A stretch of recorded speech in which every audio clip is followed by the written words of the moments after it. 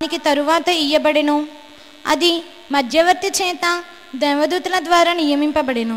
ఇంగ్లీష్లో, Wherefore then serveth the law, it was added because of transgressions, till the seed should come to whom the promise was made, and it was ordained by the angels in the hand of the mediator. దేవునికి పరిశుద్ధ నామమునకు స్తోత్రం. అపోస్తలుడైన పౌలు తన దేవుడు సంధించడానికి ముందు ధర్మశాస్త్ర విషయంలో మిక్కిలి వైరాగ్యం గలవాడు. ధర్మశాస్త్ర విషయంలో మిక్కిలి వైరాగ్యముతో ధర్మశాస్త్రములని బట్టి జీవించాలి అని చెప్పి అపోస్తలులైన వారిని కూడా హింసించుటకు, బాధ పెట్టుటకు పలు రకములుగా ప్రయత్నించిన అపోస్తలుడైన పౌలు ధర్మశాస్త్రముని గురించి వైరాగ్యం గలవాడు. ఇప్పుడు ఈ వాక్యములలో దేవుడు తనకు బయలుపరిచిన మర్మముని బట్టి ధర్మశాస్త్రముని గురించి చెప్పుచున్నాడు. దేవునికి పరిశుద్ధ నామమునకు స్తోత్రం. ఏమని చెప్పుచున్నాడంటే, ధర్మశాస్త్రం అనేది అది దేవుని యొక్క మనసులో ఉన్న కార్యము కాదు. ధర్మశాస్త్రం అనేది దేవుని మనసులో అంతకుముందు లేదు. ఆ 19వ వాక్యముని మరొకసారి మనము చదివి చూసినట్లయితే, మనుషుల యొక్క అతిక్రమములని బట్టి అది తర్వాత ఇయ్యబడింది. చదవండి మరలా. అలాగైతే ధర్మశాస్త్రం ఎందుకు? ఎవనికి ఆ వాగ్దానము చేయబడెనో ఆ సంతానము వచ్చే వరకు అది అతిక్రమములను బట్టి దానికి తరువాత ఇయ్యబడెను. చాలు.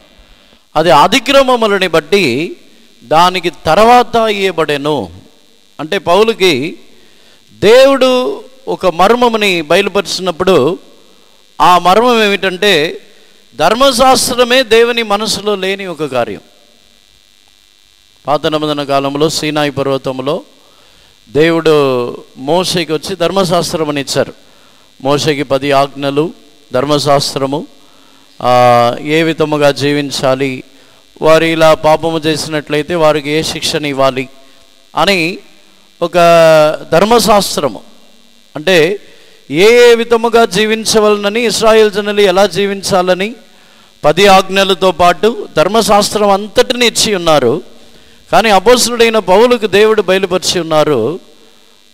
ఏ పౌలు అయితే ఈ ధర్మశాస్త్రముని గురించి పోరాడి ఉన్నాడో, పౌలుకు బయలుపరిచిన కార్యము దేవుని యొక్క మనసులోనే లేని ఒక కార్యమని బయలుపరిచి ఉన్నారు. ధర్మశాస్త్రము, ధర్మశాస్త్ర కాలము, ధర్మశాస్త్ర కాలములో జీవించిన మనుషులు వీరందరూ కూడా ముందు దేవుని మనసులో లేరు. ధర్మశాస్త్ర కాలంలో జీవించిన మనుషుల్లో దావీదు, ధర్మశాస్త్ర కాలంలో జీవించిన మోషే, ధర్మశాస్త్ర కాలంలో జీవించిన అహరోను, ఇంకా ఎంతోమంది భక్తులు, రాజులు చాలామంది ఉన్నారు. యేసు ప్రభు యొక్క జన్మించబడి యోహాను వరకు ఇవన్నీ చూసినట్లయితే ధర్మశాస్త్ర కాలంలో జీవించిన వారు దేవుని మనసులో ముందు లేరు. ధర్మశాస్త్రము దేవుని యొక్క మనసులో లేని ఒక కార్యము. అది ఎప్పుడు ఇవ్వబడిందంటే, వాగ్దాన ఫలము రావటానికి ఆలస్యమైంది. వాగ్దాన ఫలం అంటే యేసు ప్రభువే ఆ వాగ్దాన సంతానం. అబ్రహాముకు దేవుడు వాగ్దానం ఇచ్చి ఉన్నారు. ఆ వాగ్దాన సంతానము స్వాతంత్ర్యమనిచ్చుచున్న ఒక సంతానం, స్వతంత్రముగా జీవించుచున్న ఒక సంతానం యేసు ప్రభు ద్వారానే ఆ సంతానము కలుగుచున్నది. ఆ వాగ్దానము వచ్చేంత వరకు మధ్యలో దేవుడు ఆ గ్యాప్ ఫిల్ చేయడానికి మధ్యలో ఒక ఆ కాలమని, ఆ మధ్యలో దానిని దేవుడు ఆ కాలముని ఫిల్ చేయడానికి ఇవ్వబడిందే ఈ ధర్మశాస్త్రం. దేవునికి పరిశుద్ధ నామమునకు స్తోత్రం. ధర్మశాస్త్రము ఎందుకు?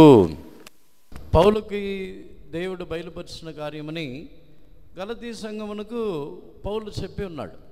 గలతీ సంఘమునకు చెప్పిన తర్వాత వారు ధర్మశాస్త్రము నుండి తొలగిపోయి, అంటే సున్నతి పొందటము, ధర్మశాస్త్రముని బట్టి అయిన తీర్పు, ధర్మశాస్త్రముని బట్టి అయిన శిక్ష, మరణము, అన్నిటిలో నుండి వారు విడుదల పొంది స్వాతంత్రులై జీవించవాలనేది పౌలు యొక్క ఉద్దేశం. పౌలు యొక్క ఉద్దేశం మాత్రమే కాదు, పౌలుకి దేవుడు బయలుపరిచిన ఒక మర్మం అది. దేవునికి పరిశుద్ధ నామమునకు స్తోత్రం. మనం కూడా అనుకొని ఉంటాం, ధర్మశాస్త్ర కాలంలో ఎంతో గొప్ప గొప్ప భక్తులు వీరందరూ జీవించి ఉన్నారు కదా, వారు విశ్వాసంతో ఉన్నారు. దానియేలు ఉన్నాడు. ధర్మశాస్త్ర కాలంలో ఇంకా షద్రాక్ మేషక్ అబేద్నెగో వారు ఉన్నారు. పాత నిబంధన కాలంలో ఎంతోమంది భక్తులు ఉన్నారు. సొలొమోను అంతటి జ్ఞాని ఎవరునూ లేరు. కానీ వీరు ఎవరు కూడా జగత్పునాది వేయబడక ముందు దేవుని మనసులో లేరు. దేవునికి పరిశుద్ధ నామమునకు స్తోత్రం. దేవుని మనసులో ఉన్నవారు ఎవరంటే, క్రొత్త నిబంధన కాలంలో యేసుప్రభునందు విశ్వాసం ఉంచి యేసుప్రభు యొక్క సంతతి వారై ఆ వాగ్దాన సంతానం గలవారుగా ఎవరు మారుచున్నారో వారే దేవుని మనస్సులో జగత్పునాది వేయబడటానికి ముందున్నవారు. దేవునికి పరిశుద్ధ నామమునకు స్తోత్రం. దేవునికి ఈ కృప ద్వారా గలతీ సంఘములో ధర్మశాస్త్ర సమానమైన మనుషులు ఎన్నుకున్నారు. దేవునికి పరిశుద్ధ నామమునకు స్తోత్రం. ధర్మశాస్త్రం వల్ల వాక్యం ఉన్నాయి కదా అని మనం అనుకోవచ్చు. కానీ ధర్మశాస్త్రంలో పరిశుద్ధంలో ఉన్న వాక్యం అయినలో ఆ ధర్మశాస్త్రం ఎందుకు రాయబడి ఉన్నది, ఎందుకు ఇవ్వబడి ఉన్నదని మనం పూర్తిగా తెలుసుకోవాలి. అపోస్తలుడైన పౌలు కూడా ఈ మర్మం తెలియక ముందు తాను ఏం సూచిస్తున్నామని, ఈ మర్మం తెలియడానికి ముందు తాను అపోస్తలుడైన వారిని బాధ పెట్టించిన వాడిని తన జీవితంలో ఉన్నాడు. అందుకే అపోస్తలుడైన పౌలుకి ఈ మర్మం తెలిసిన తర్వాత తన జీవితంలో ఆ ధర్మశాస్త్ర విషయంగా కాకుండా పూర్తిగా ఆత్మ సంబంధమైన వాడిగా తాను మారింది. దేవునికి పరిశుద్ధ నామమునకు స్తోత్రం. అపోస్తలుడైన పౌలు బయలుపరచబడిన మర్మములో ఒక శ్రేష్టమైన అనుభవం, ఆ అనుభవమే ధర్మశాస్త్రం దేవుని మనస్సులో లేని ఒక కార్యం. ఆ దేవుని మనస్సులో ఉన్నది వాగ్దాన సంతానం. వాగ్దాన సంతానం వచ్చేంత వరకు దానినే అక్కడ వారి బయలుపరిచేవారు. దేవునికి పరిశుద్ధ నామమునకు స్తోత్రం. దేవుని గురించి కొరింథీయులకు రాసిన పత్రికలో మనం చదివినప్పుడు మొదటి కొరింథీయులకు 2వ అధ్యాయం 7వ వాక్యాన్ని చదవండి. మొదటి కొరింథీయులకు 2వ అధ్యాయం 7వ వాక్యం. దేవుని జ్ఞానం బలమైనట్టుగా బోధించుచున్నాము. ఈ జ్ఞానము వరువైనను జగదీపముగా ఉండేది కానీ దీనిని దేవుడు మన మహిమానిమిత్తము నియమించును. But we speak the wisdom of God in the mystery, even the hidden wisdom which God ordained before the world unto our glory. దేవునికి పరిశుద్ధ నామమునకు స్తోత్రం.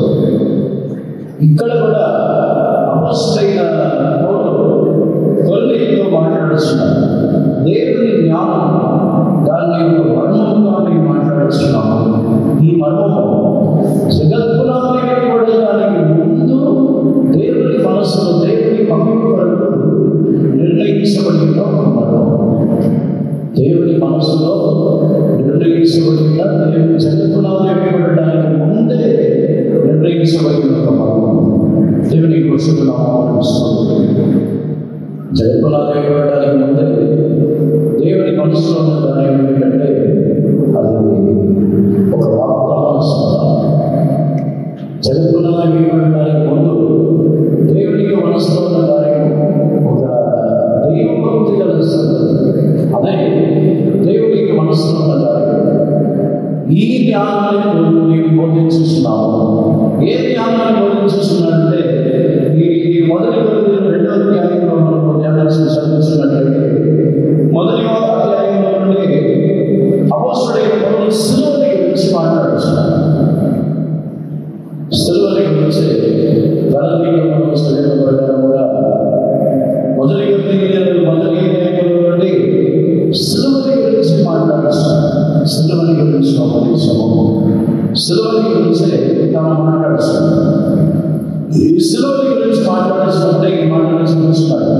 ఈ జ్ఞానము అది జగత్తులాగే ఉండడానికి ముందే అది నిర్ణయించబడింది. దేవునికి వర్షిస్తున్నాము.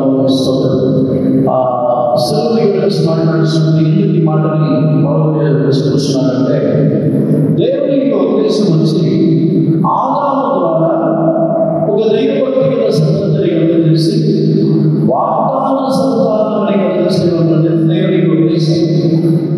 శిలువని గురించి ఎందుకు పౌలు మాట్లాడుతున్నాడంటే, ఆ ఉద్దేశము మొదటి ఆదాము ద్వారా జరగకపోయింది కనుక రెండవ ఆదామైన యేసు ప్రభు ద్వారా దానిని జరిగించవలనని, అంటే దేవుని ఉద్దేశము ఆ ఆదాము ద్వారా జరిపించాలి, అదే దేవుని ఉద్దేశం. కానీ అది జరగలేదు కనుక ఆ ఉద్దేశముని యేసు ప్రభు ద్వారా జరిగించి ఈ శిలువని గురించి పౌలు మాట్లాడుతున్నప్పుడు దేవుని జ్ఞానాన్ని ఒక మరణముగా మేము మాట్లాడుతున్నాం.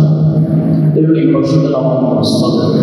దాని ఎందుకు దేవుని జ్ఞానము అని ఎందుకు చూస్తున్నాడంటే, దేవుడు తన యొక్క మనసును నిర్ణయించుకొని ఒక ఉద్దేశమని ఆయన ఒక వ్యక్తి ద్వారా జరగకపోయిన వెంటనే దానిని మాని వేరే ఉద్దేశమని మార్చవలసిన దేవుడు కాదు. అందుకే దేవుని జ్ఞానమని అని చూస్తున్నాడు. దేవుని జ్ఞానాన్ని ఎందుకు చూస్తున్నాడంటే, ఆ ఉద్దేశమని ఎలాగైనా ఎవరి ద్వారా ఏ విధముగా నెరవేర్చాలని దేవునికి ఆయన సర్వజ్ఞానం కలిగిన దేవుడే యేసు ప్రభు ద్వారా ఆయన నెరవేర్చేస్తున్నాడు. అందుకే ఆ జ్ఞానాన్ని మేము మాట్లాడుతున్నాము. ఈ జ్ఞానము దేవుని నామం మహిమపడుతూ జగత్తులాగే ఉంటే మనమంతా దాచబడింది. దేవునికి పరిశుద్ధనామమును అపోస్తలుడైన పౌలుపై కురిసబడిన మొదటి పథకము యేసు ప్రభు యొక్క శిలువ, యేసు ప్రభు ఈ భూములో ఎందుకు చెల్లించబడాలి అనే మర్మముని అపోస్తలుడైన పౌలుని దేవుడిపై కురిసినాడు. దేవునికి పరిశుద్ధనామమును స్తోత్రం. మనము సాధారణంగా వాక్యం చదివించినప్పుడు ధర్మశాస్త్ర కాలం అనేది శ్రేష్టమైన ధర్మశాస్త్ర కాలంలో జీవించిన వారు ఎంతో విశేషంగా జీవిస్తున్నారు. వారిని మనం సాక్షిగా తీసుకుంటున్నాం, కానీ వారి దేవుని ఉద్దేశంలో లేదు. అందుకే వారికి ఇవ్వవలసిన ప్రతిఫలములు కూడా పరలోక రాజ్యంలో శ్రేష్టమైన స్థానంలో ఇవ్వలేదు. వారు ఎంతో శ్రమపడి వారి దైవిక వారు తమ యొక్క జీవితంలో ఎంతో శ్రమపడి విశ్వాసం ద్వారా పోరాడి వారు తమ యొక్క జీవితంలో హతసాక్షులుగా మరణించి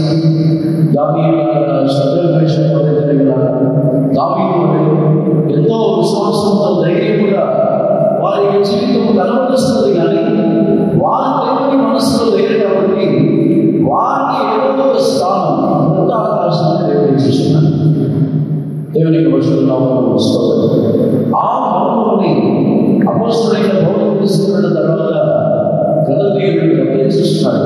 బుద్ధిని వాడడం లేదు, మీకు జ్ఞానం లేదు. ఇంత గొప్ప ఉద్దేశం గల దేవుడిని గ్రహించకుండా ఇంకా ధర్మశాస్త్రం గురించి మాట్లాడుతున్నారు. దేవునికి పరిశుద్ధనామమును ఆత్మీయ జీవితంలో ఒక ఆత్మ సంబంధమైన ఒక జీవితం అని చెప్పినట్లయితే అది స్వతంత్రులుగా మారి మన జీవితంలో మనము పూర్తిగా ధర్మశాస్త్రం లేని వారిని విశ్వాసం ద్వారా జీవించిన ఒక శ్రేష్టమైన జీవితం మనం వెళుతున్నాం. దేవునికి పరిశుద్ధనామమును గలతీయులో 3వ అధ్యాయంలో ప్రకారంగా వారి ఆత్మీయ జీవిత విషయంలో పౌలు వారిని గద్దిస్తున్న తర్వాత వారి విషయంలో విశ్వాసాన్ని బట్టి మందులుగా చేయబడుతున్నాను అని చెబుతున్నాను.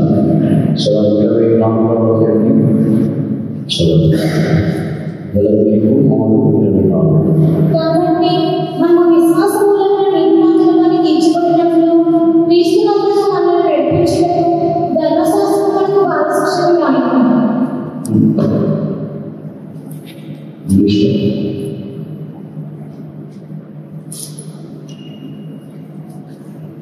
the Lord also has told us to bring us unto Christ that we might be justified by faith.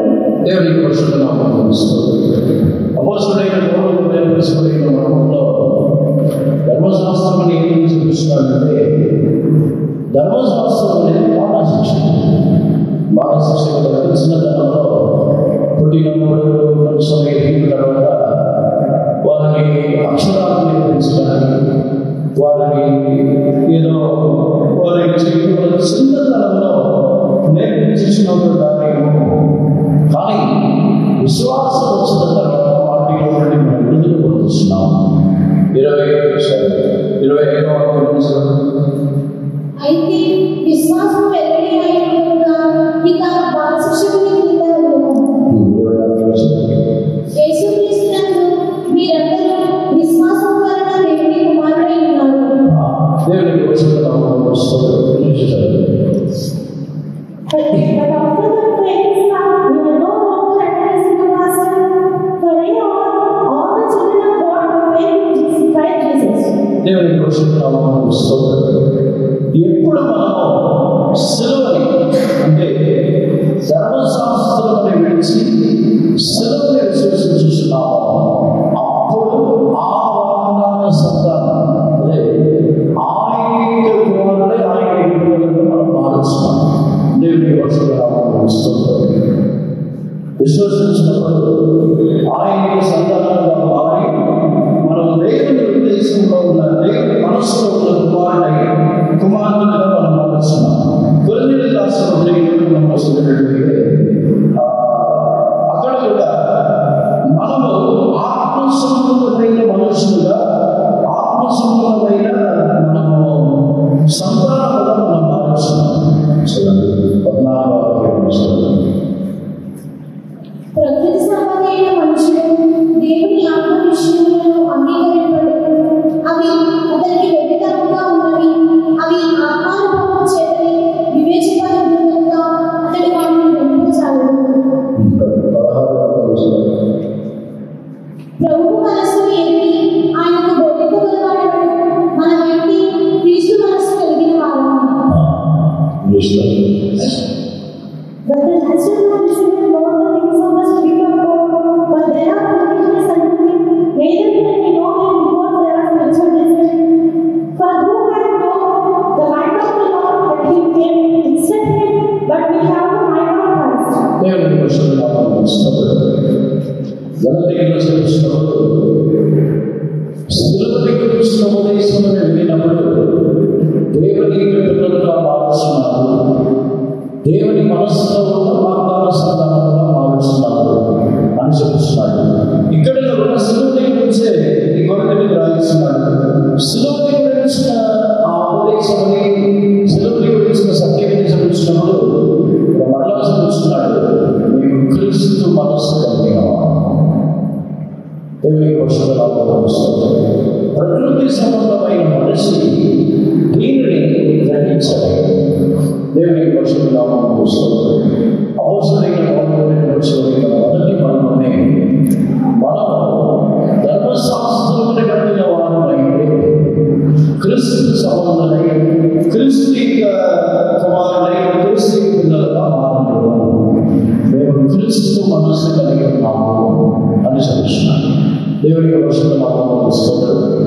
ఈ మరణము తెలియకపోతే మనందరూ మన దృష్టిలో వచ్చి మన జాతి, మన కులము, మన భాష, మన శరీరంలో ఉన్న వేరే సంబంధమైన కార్యము ఇవన్నీ మనకి జీవితంలో కలిగిపోతుంది.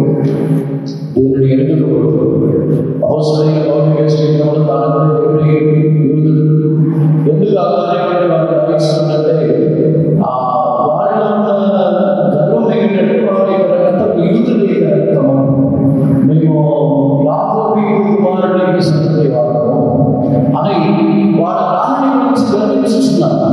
వారు చెప్పాలంటే ఇశ్రాయేలు జనులు తమ యొక్క జీవితంలో దేవుడు ఏర్పరచుకుంటున్నారు మమ్మల్ని, మేము దేవుడి ఏర్పాటులో ఉన్న జనము, మా రక్తము విలువైనది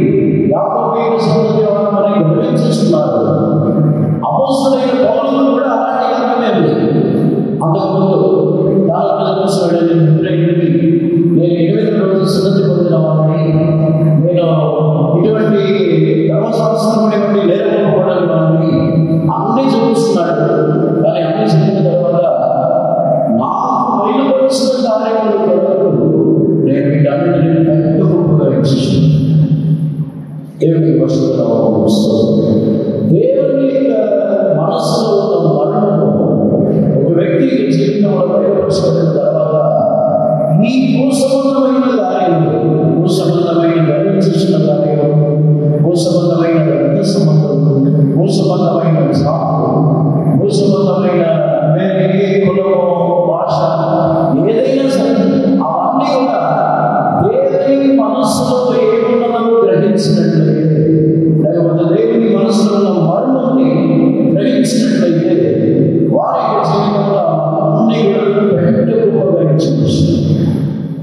గలతీలో 3వ అధ్యాయంలో ఆ మరణం తెలుస్తున్న తర్వాతనే చూపిస్తున్నాడు. యూదులని లేదు, గ్రీసు దేశస్తులని లేదు, ఈ మరణం తెలిసేంత వరకు కూడా వాళ్ళకి అనుభవం లేదు. వాళ్ళు తెలుస్తున్న తర్వాతనే చూపిస్తున్నాడు.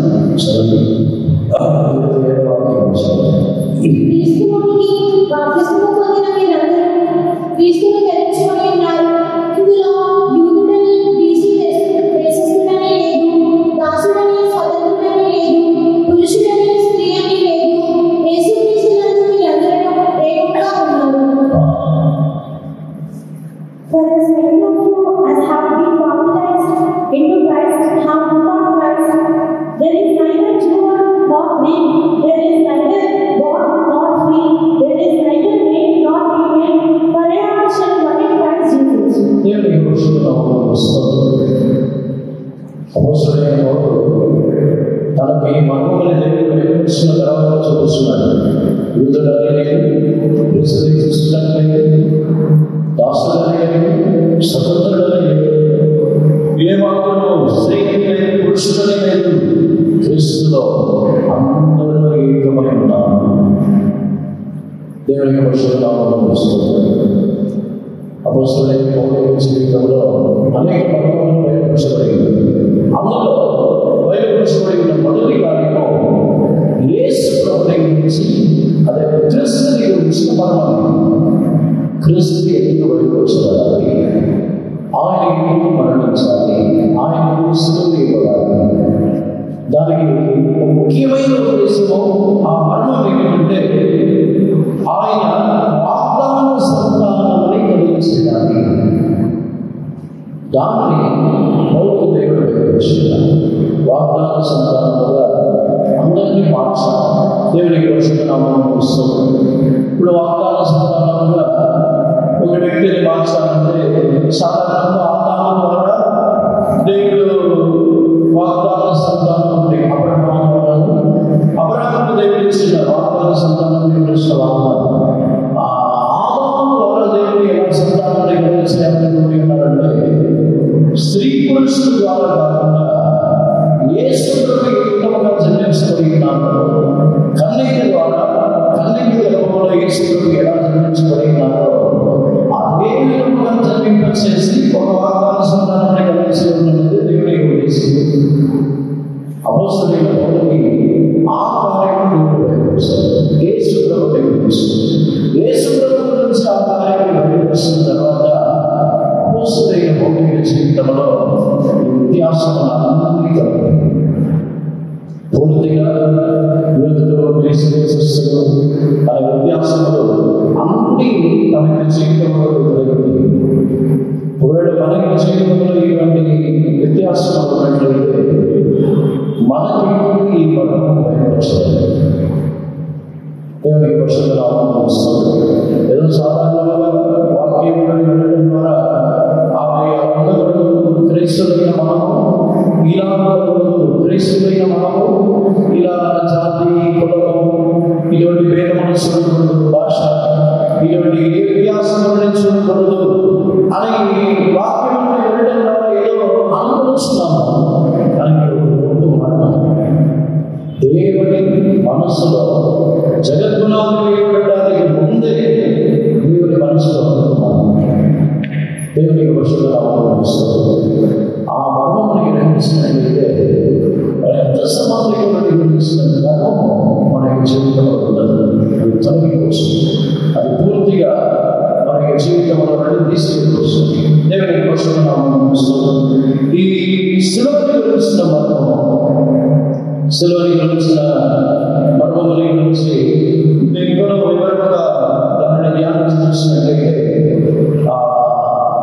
ఒక వ్యక్తిని వాగ్దాన సంతానముగా మార్చటకు శిలువలో జరిగిన కార్యం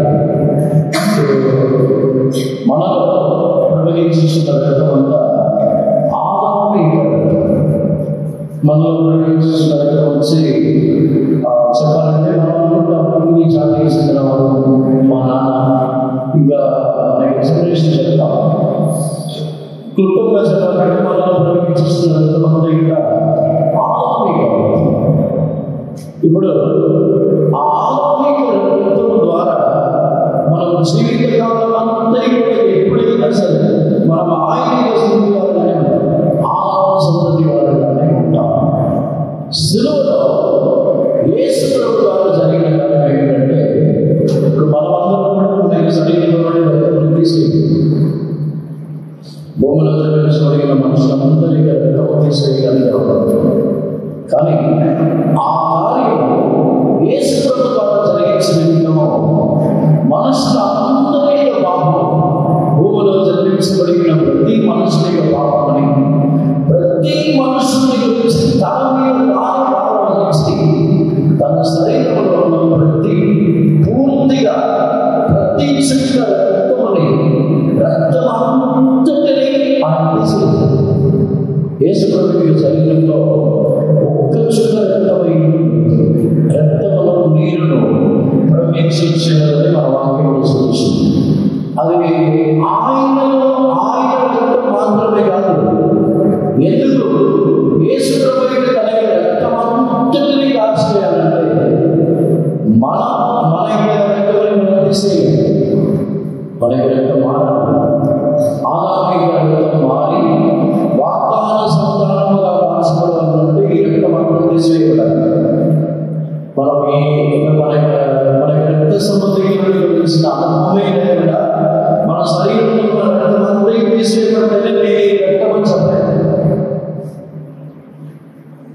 నేను ఈ రక్తము, నేను ఈ వ్యక్తి రక్తము, నా రక్తం ఈ వ్యక్తికి చెందింది అనే అనుభవం కాకుండా దాన్ని పూర్తిగా మార్చడానికి మన నిమిత్తం చెప్పినట్లయితే మనము కార్చవలసిన రక్తము వాగ్దాన సంతానముగా మారడానికి మన రక్తం అన్ని తీసివేయబడి వేరే రక్తం రావాలి, వేరే వాగ్దాన సంతతి రక్తం రావాలి. ఆ వాగ్దాన సంతతి రక్తం రావడానికి యేసు మనం తీసివేయబడవలసిన రక్తము యేసు ప్రభువు శరీరంలో పూర్తిగా తీసివేయబడింది. ఎప్పుడైతే నా నిమిత్తమే యేసు ప్రభువు శరీరంలో ఉన్న రక్తము, నా నిమిత్తమే నా పాపములు, నా శాపములు ఆమె మాత్రమే కాదు, మనం సాధారణంగా స్వాగతం నేర్చుకున్నప్పుడు నా పాపం నిమిత్తము, నా శాపం నిమిత్తము, నా వ్యాధి నిమిత్తము యేసు ప్రభువు వర్ణించున్నారు. రక్తముని కాల్చడానికి మాత్రమే అనుభవిస్తున్నాం. కానీ రక్తముని కాల్చినప్పుడు మరొక ముఖ్యమైన ఉద్దేశము మనల్ని ఆయన సంతతి వారికి మార్చాలి. అంటే ఆయన రక్తములకు సంబంధమైన వారికి మార్చాలి. దేవునికి పరిశుద్ధనామమున స్తోత్రం. అపోస్తలుడైన పౌలుని శిలువని గురించిన ఈ మరణం, అందుకే శిలువని గురించిన ఉపదేశం వచ్చి అది మరణం అని చెప్తున్నాడు. సాధారణంగా మరణంలో వచ్చింది నా మరణం నిమిత్తము, నా రోగములు, నా శాపము నిమిత్తము మాత్రమే యేసు వర్ణించున్నారు అని అనుకున్నాము. కానీ అందులో ఉన్న మరణం ఏమిటంటే ఆ రక్తముని పూర్తిగా తీసివేయడం ద్వారా మన రక్తము కూడా మారుతుంది, మన ప్రాణాలు తీసివేయబడుతున్నట్టు విశ్వసించినప్పుడు ఆ కార్యం జరుగుతుంది. రోమేలు రాసిన పత్రిక 6వ అధ్యాయంలో వచ్చినప్పుడు మనం ఎప్పుడైతే విశ్వసించున్నామో ఆయన మనం బాధ్య పెట్టబడి ఆయన జీవితం గల వారిగా మారుస్తున్నాం. అదే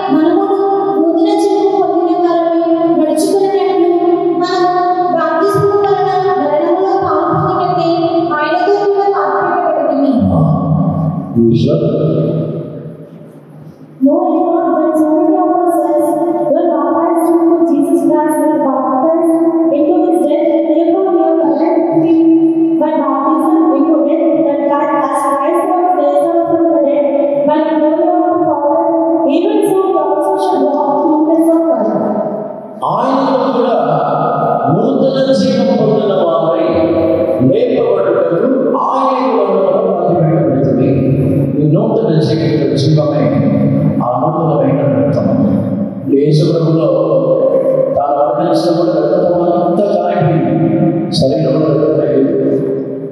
యేసు ప్రభు శరీరంలో ఒక్క చుక్క రక్తం కూడా లేదు. పూర్తిగా శిలువలోనే ఆయన కాల్చేశారు, చనిపోవడానికి ముందే పూర్తిగా అన్ని రక్తం అంతా కారిపోయింది. ఇప్పుడు యేసు ప్రభు పునరుద్ధానం చెందినప్పుడు ఏ రక్తం వస్తుంది? యేసు ప్రభు పునరుద్ధానం చెందినప్పుడు ఆయనలో ఏ రక్తం ప్రవహించింది? దానిని గురించి ఇక్కడ చూపిస్తున్నాడు. ఆయన ఎలా లేకపోవడమో అదే విధముగా ఆయనలో కూడా మనకు నూతన జీవము అనే ఏ కార్యం చూపిస్తున్నాడంటే నూతనమైన రక్తం, అదే జీవం. నూతన జీవం పొందిన వారై ఆయనలో కూడా మనం లేకపోతున్నాం. యేసు ప్రభు శిలువలో ఉన్న మరణము మన శరీరంలో ఉన్న రక్తముని మార్చి, మన శరీరంలో ఉన్న రక్తం వచ్చి ఆదామిక రక్తం, అది అధికంగా రుతున్నట్టు రక్తం, దానిని మార్చమని శిలువలో రక్తమని మార్చుకున్నారు. దేవునికి పరిశుద్ధనామమున స్తోత్రం. ప్రతి ఒక్కరి జీవితంలో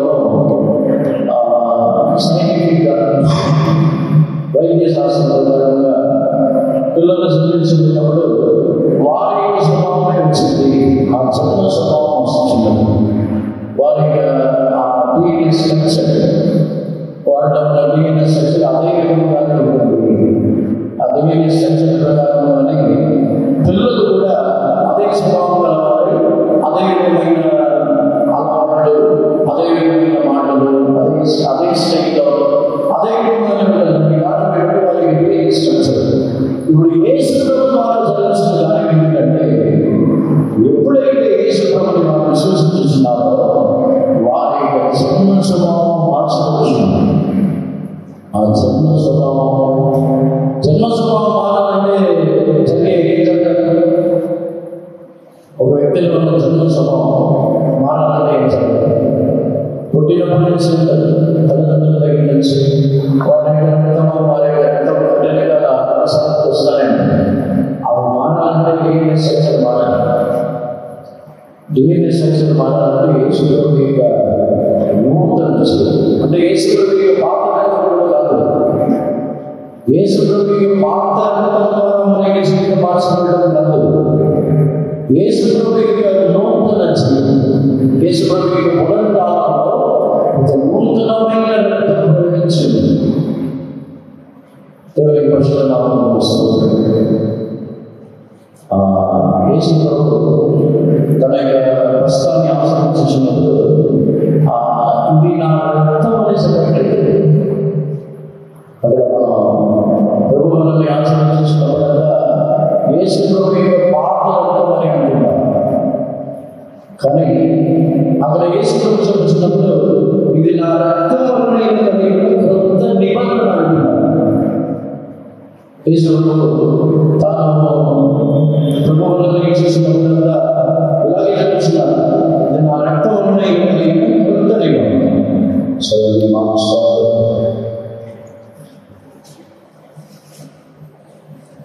ఆయన రక్తముని మార్చడం ద్వారా వేరే ఒక నిబంధన కలగడం ద్వారా అక్కడ యేసు ప్రభు ఆహ్వానాన్ని చూపిస్తున్నారు. నా రక్తముని కొత్త నిబంధన.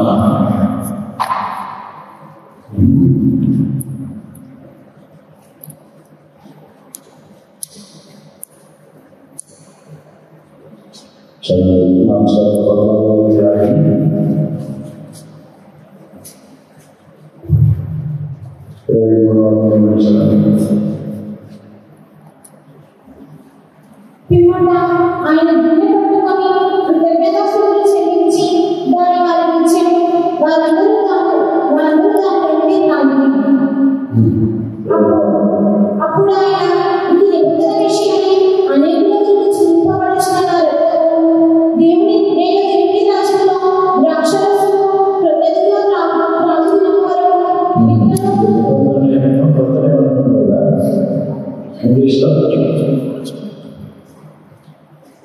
అన్ని and when he had given thanks, he gave it to them, and they all drank of it. And he said to them, "This is my blood of the New Testament, which is shed for many." ఇది నా రక్తం అన్నది క్రొత్త నిబంధన అని లేదా ఒకటో వరకులో యేసు చెప్పింది నది స్వార్థం కింద ఉండాలి. అది క్రొత్త నిబంధన. యేసు ప్రభు యొక్క రక్తం కారణం వలన కలిగిన ఒక క్రొత్త నిబంధన. దేవునికి పరిశుద్ధ నామమున స్తోత్రం.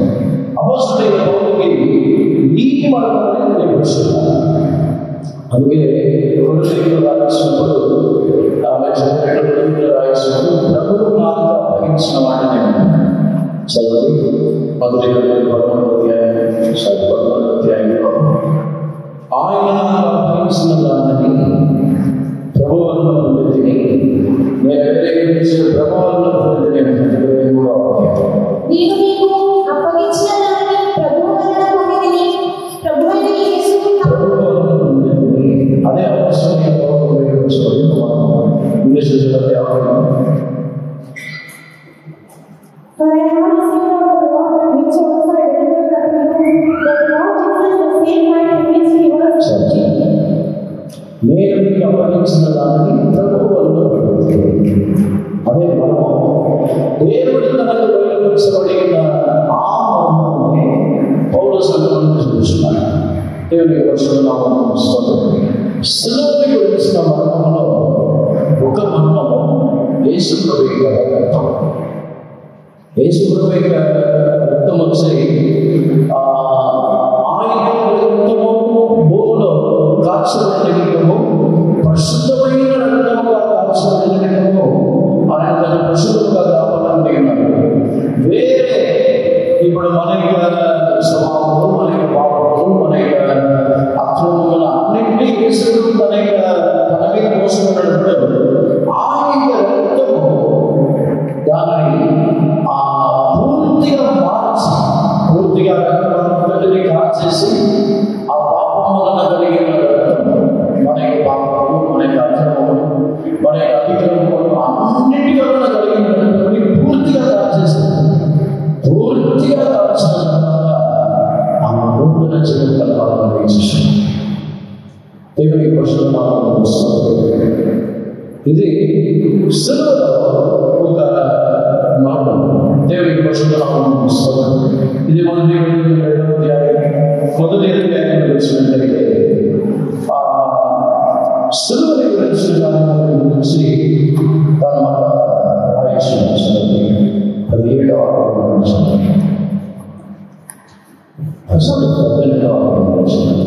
సిలువను గురించిన వార్త నశించుచున్న వారికి వెలుగుదలకు గాని రక్షింపబడుచున్న మనకు దేవుని శక్తి.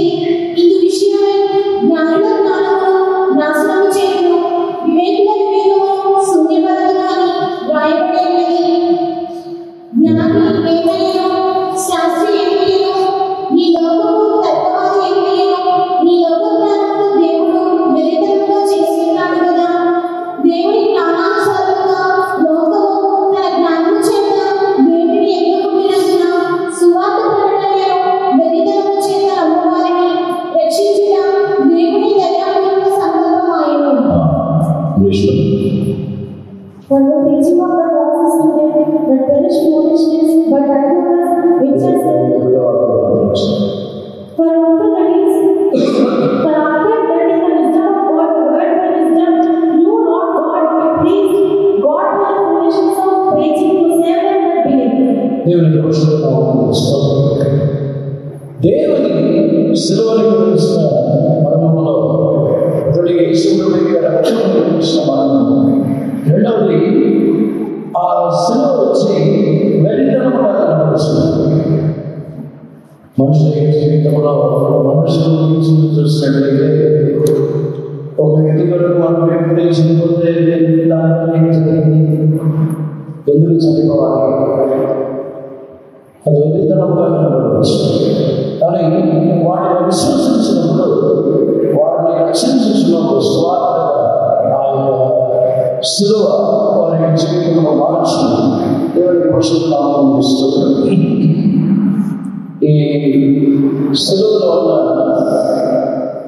ఒకటి రక్తమని పిలుస్తున్న మరణము, రెండవది ఆ సెలవులో ఉన్న ఇంకొక మరణం ఏమిటంటే ఆ సెలవులో ఆయన నుంచి కలిగిన నామ మహిమ కొరకు జ్ఞానాన్ని ఏర్పరచుకోకుండా సెలవు మరణం ద్వారా ఆయన ఎలా ఏర్పరచుకొస్తున్నాడో, ఎలా సెలవు మరణం ద్వారా దాన్ని విశ్వసించుతున్న వారిని ఏ విధముగా మార్చుతున్నారో ఈ మొదటి చూడవచ్చు.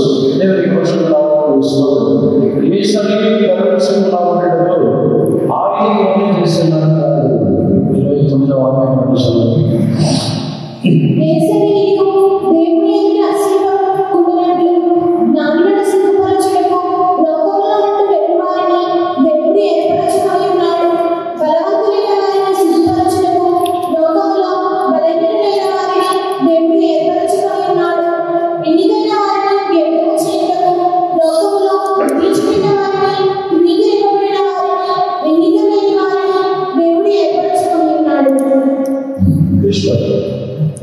that no flesh should glory in his presence, but of him our name Christ Jesus, whom God is made unto us wisdom and righteousness and sanctification and redemption, that God as it is written, he that glorieth, let him glory in the Lord. దేవునికి పరిశుద్ధనామమును స్తుతిస్తున్నాం. సిలువలో మరొక మరణం ఏమిటంటే, ఒకటి ఆయన సంబంధంగా మార్చేస్తున్నాం. రెండవది సిలువలో ఉపయోగించబడిన మరణము ఆయన జ్ఞానాన్ని ఏర్పరచుకోకుండా ఆయన ఏర్పాటు ఏ విధంగా మారి వాటిని తెలుసుకోవడం. ఏ శరీరం ధరించుకున్నప్పుడు ఆయన వెళ్ళేవారిని, ఆయన తృణీకరించబడిన వారిని, త్రోసివేయబడిన వారిని, నిష్ప్రయోజనమైన వారిని ఏర్పరచుకొనిచున్నారు. దేవునికి పరిశుద్ధనామమును స్తుతిస్తున్నాం. అపోస్తలుడైన పౌలు తాను గ్రహించిన తర్వాత తను తానే తగ్గించుకుంటున్నాడు.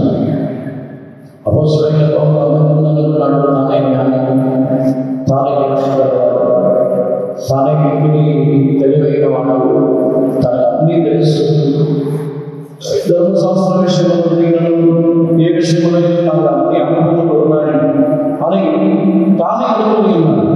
కానీ దేవుడు లోకంలో మిక్కిలి వెళ్ళేవాడు, మిక్కిలి త్రోసివేయబడినవాడు, బలహీనమైనవాడు, వారినే దేవుడు ఏర్పరచుకుంటున్నాడు. ఈ విషయంలో అపోస్తలుడైన పౌలు తాను గ్రహించిన తర్వాత తన యొక్క జీవితంలో తాను తగ్గించుకోవడం ప్రారంభించాడు. దేవునికి పరిశుద్ధనామమును స్తుతిస్తున్నాం. సిలువలో ఉన్న శ్రేష్టమైన సిలువలో ఉన్న జ్ఞానం, అక్కడ తమ్ముడు జ్ఞానాన్ని అనుభవించిన వాటిగా కాకుండా తమ్ముని ఎవరైతే తగ్గించగలుగుతున్నారో వారిని రక్షించిన గీతము అక్కడ సిలువలో దేవుడు వినియోగిస్తున్నాడు. దేవునికి పరిశుద్ధనామమును స్తుతిస్తున్నాం. తన నామం అయిపోతాడు. దీన్ని ఎందుకు ధ్యానిస్తున్నామంటే గలతీయులో కొరింథీయులోనే 2వ అధ్యాయంలో చూపిస్తున్నారు. తన నామం మహిమ కొరకు దాస్యవశీలు జ్ఞానం. 7వ అధ్యాయం 7వ దేవుని జ్ఞానం భద్రమైనట్టుగా బోధిస్తున్నాము. ఈ జ్ఞానం అరుగైతే జగదుత్పత్తికి ముందుగానే దీనిని దేవుడు మన నిర్మలితము నియమించెను. జగదుత్పత్తికి ముందుగానే దేవుడు మన యొక్క మహిమను నియమించున్నాడు. దేవుడికి పరిశుద్ధనామమును స్తుతిస్తున్నాం. ఇక్కడ మొదటి అధ్యాయంలో చదువుతున్నప్పుడు ఆ సిలువని గురించిన ఉపదేశం ద్వారా వెలివారిని, దీనులైన వారిని, బలహీనమైన వారిని, త్రోసివేయబడిన వారిని వీరినే దేవుడు ఏర్పరచుకుంటున్నాడు. దేవునికి పరిశుద్ధనామమును స్తుతిస్తున్నాం. వారిని ఏర్పరచుకుని వారిని తన నామం కొరకు వారిని జ్ఞానంగా మార్చుతున్నాడు. దేవునికి పరిశుద్ధనామమును స్తుతిస్తున్నాం. ఒకవేళ ఎప్పుడు నాకు జ్ఞానము, నాకు బలము, నాకు తెలివి, మన జీవితంలో అందరూ మనల్ని ప్రేమించి మన జీవితంలో ఎవరు మనల్ని తోసేయకుండా మన జీవితంలో ఇతరుల ద్వారా ఆదరించుకొని ఇతరుల ద్వారా కాపాడబడుతున్నాం. ఇటువంటి అనుభవాలన్నీ ఎలా కలిగిందంటే మనం యోగ్యులు కాబట్టి కాదు, మనల్ని తగ్గించుకొని నేను నిశ్చితమైన వ్యక్తినే, నా జీవితంలో ఎంత మాత్రం ప్రయోజనమైన వ్యక్తినే కలిగి ఉండే అని తగ్గించుకొచ్చిన సందర్భంలో ఆయన నామం మహిమ కొరకు ఆయన నామం ఏమనుకోవచ్చుందంటే జ్ఞానమే లేని వారిని జ్ఞానకరమైన మార్చి ఆయన నామాన్ని బయటపరచలేదో సులువులో ఆయన చేశారు. దేవుని వచ్చిన నామం జ్ఞానం సులువుని విశ్వసించలేదు. జ్ఞానమైన వారు సులువుని నమ్మి సులువుని చూస్తే నాకు దర్శనవస్తుందంటే జ్ఞానమైన సులువుని విశ్వసించినట్టయితే నా చదువు స్వభావంలో మానలేదంటే నమ్మరు. సాధారణంగా కొందరి స్వభావాన్ని కలిగించడంలో వేరే మనుషులు కలిగే సక్సెస్ మారుస్తున్నారు. మాంసంలో అవన్నీ సక్సెస్ అవ్వలేదు. కానీ యేసు ప్రభు యొక్క రక్తం ద్వారా మన చెత్త స్వభావం మారి మనలో వాగ్దాన సంతానముగా మారుస్తున్నట్టే జ్ఞానగలంగా నమ్మలేదు. కానీ యేసు ప్రభు యేసులోని జ్ఞానం నమ్మలేదు. వెర్రివాడు నమ్మించినప్పుడు వారిలో దేవుడు ఆ శక్తిని మార్చేస్తున్నాడు. ఆ రక్తమునే మార్చేసినప్పుడు యేసు ప్రభు యొక్క రక్తంలో ఉన్న స్వభావాన్ని స్వభావాన్ని మార్చున్నాను.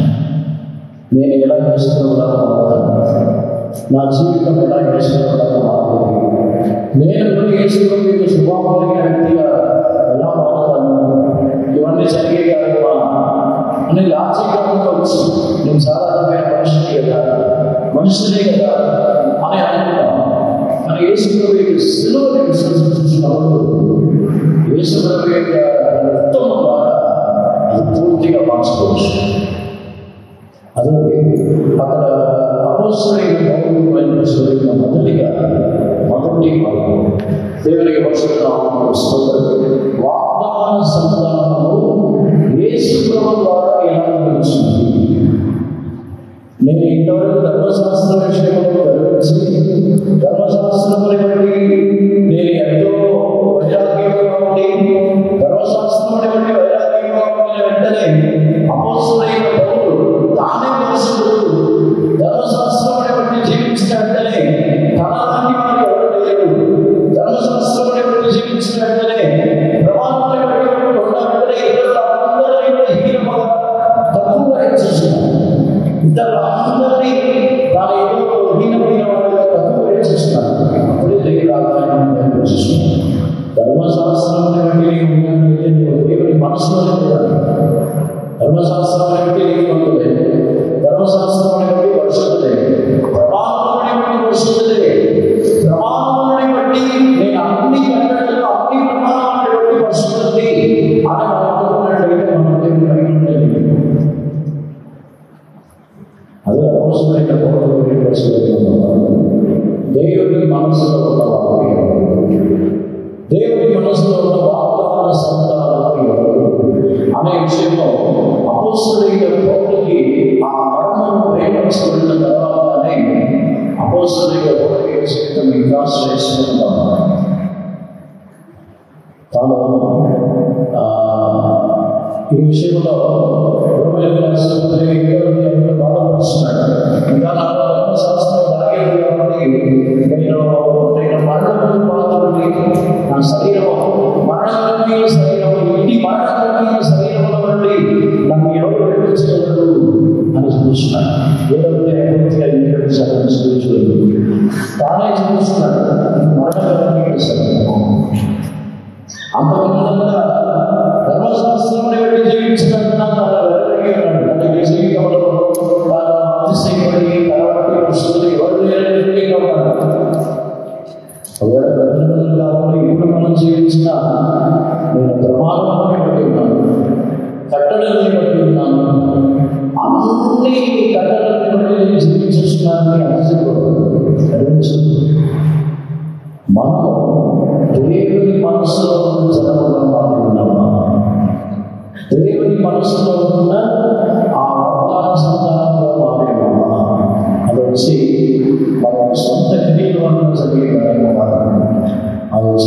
విశ్వాసం.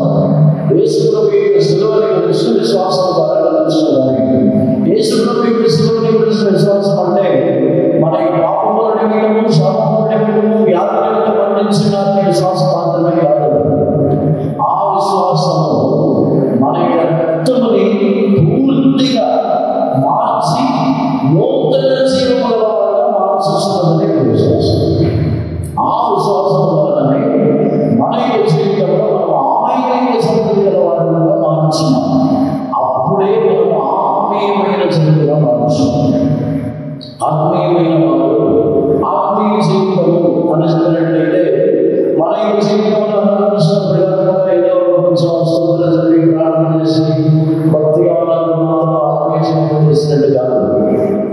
ఆత్మీయమైన వారు ఆత్మీయ సంతతి, వాగ్దాన సంతతి అనుసరినట్లయితే మన యొక్క రక్తము మార్చబడింది. నాలో నూతన జీవము, యేసుప్రభువుకి నూతన జీవము నాలో ఉన్నది అనుభవించి యూదులైన యూదులు కాదు, గ్రేసులు కాదు, స్వతంత్రులు కాదు, రాష్ట్రాలు కాదు, కాకుండా మన యొక్క జీవితంలో మనము క్రీస్తులో ఉన్నవాళ్ళని జీవించాలి.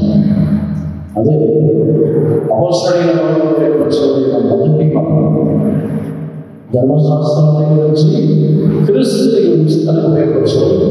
మనకి జీవితంలో కూడా ఈ మనల్ని బట్టి మనలో ఉపయోగించాలి, మనలోనే ఉపయోగించుకోవాలి. గలతీయులకి శిలువని గురించి వాళ్ళకి ప్రత్యక్షంగా బయటపరచబడింది. కానీ 25 వెంటనే మారిపోయారు. అంటే మేము ధర్మశాస్త్రం, మేము సున్నతి గలవారు, మీరు సున్నతి లేనివారు, మీరు ఇలాగే వ్యక్తులు చూస్తున్నారు. వెంటనే వాళ్ళ వ్యత్యాసం అని వాళ్ళలో వారి జీవితంలో అనుభవాన్ని మార్చేది ఆ క్రీస్తుని గురించిన మనం, యేసుప్రభువుకి శిలువని గురించిన మనం వారి జీవితాన్ని మార్చేసి దేవునికి రక్షణనామమును తీసుకోవాలి. కొరింథీ సంఘముని కూడా అపోస్తలుడైన పౌలు కార్యములు ఏంటంటే వారిలో ఈ జాతి వ్యక్తులు లేవు. గలతీయుల జాతి వ్యత్యాసాలు మనకు ఉన్నాయి. కొరింథీయుల జాతి వ్యక్తులు లేవు. కొరింథీయుల నుంచి వేరే భేదపడుతున్నారు. వారికి ఏ భేదపడుతూ ఉన్నారంటే, మేము పౌలుకు చెందినవారు, మేము కేఫాకు చెందినవారు, మేము అపోలోకు చెందినవారు, మేము వీరికి చెందినవారు, వారికి చెందినవారు. అంటే కొరింథీయుల్లోనే ఒక్కొక్కరు సేవకులకు గుంపు. మేము పౌలుకు సొంతమైన వారు, అపోలోకు సొంతమైన వారు. ఆ వ్యత్యాసంలో అప్పుడప్పుడు చదువుతున్నాడు. శిలువని కలిసి పౌలు మరణించినది గురించి, మీ గురించి మరణించినది అప్పుడు మరణించినాడు, కేఫ మరణించినాడు, యేసుప్రభువే మరణించినాడు, యేసుప్రభువే రక్తమని కాల్చినాడు. ఆ మరణాన్ని తెలుసుకున్నప్పుడే మనం ఏ మనసుకు చెందిన వారు మనం మారడం, ఏ గురువులు చదవడం, మేము ఈ ప్రదర్శనలో ఆశిస్తూ ఏ గురువులు చదవైన వాళ్ళు మారడం. క్రీస్తుని గురించి, శిలువని గురించిన మనము తెలిస్తే మన జీవితంలో ఈ వ్యత్యాసాలు, ఈ వేదములు ఎంతమంది వచ్చి ఏంటి వాళ్ళతో ఉన్నారు, ఏంటి వెళ్తూ ఉన్నారు, వాళ్ళతో వాళ్ళని శిలువని గురించిన మరణం తెలియకపోవడం వల్లే జరుగుతుంది. శిలువని గురించిన మరణం తెలిసినట్లయితే ఈ వ్యత్యాసాలు సంభవించాలి. కొద్ది సంఘంలో ఉన్న వ్యత్యాసం, గలతీ సంఘంలో ఉన్న వ్యత్యాసం వచ్చి వేరే వ్యత్యాసం. అందుకే శిలువని గురించిన మరణాన్ని మనం తెలియజేస్తున్నాం. ఈరోజు మన యొక్క జీవితంలో కూడా ఆ అపోస్తలుడైన పౌలుకు బయలుపరచబడిన అదే మనకు బయలుపరచబడింది. అది మనం గ్రహించకుండా గలతీయుల మన జీవితంలో దేవుడు ఇంకా ఒక గ్రహింపు చేయాలి. శిలువని గురించిన మరణాన్ని దేవుడు మనకి ఇంకా బయలుపరచాడు. అందువల్ల సమర్పించుకుని దేవుడికి స్తోత్రించుదాము.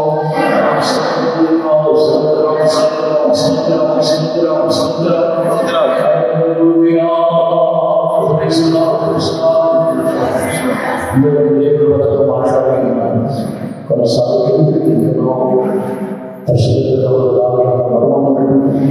వాళ్ళు భద్రపరుస్తారు.